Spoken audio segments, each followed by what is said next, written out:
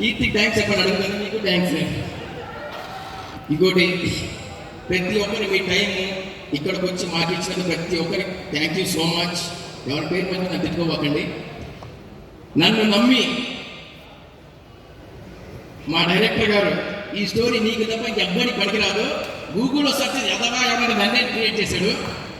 So ఈ story నాకు తెచ్చినందుకు crazy స్టార్గా అలాగే ఉంటానని కోరుకుంటూ అందరికీ థ్యాంక్స్ చెప్పుకుంటూ నేను ఎక్కువ మాట్లాడలేనబ్బా,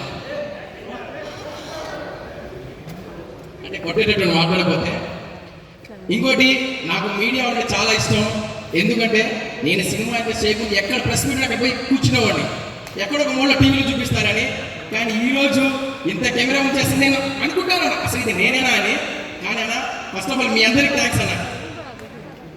ఈ కోరిక ఇలా తీరుతుందని ఎప్పుడు అనుకోలేదు. అలాగే ఫస్ట్ ఇంకోటి కూడా విషయం ఏంటంటే, మన యాంకర్ గారి కోసం కూడా నేను బ్లాక్ షర్ట్ వేసుకొచ్చాను.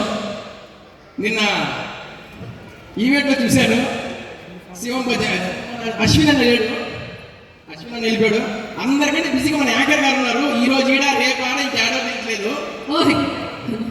ఓకే, ఇదేదో నా ర్యాగింగ్ సంబంధించిన ఈవెంట్ లా అనిపిస్తుంది. Okay, please.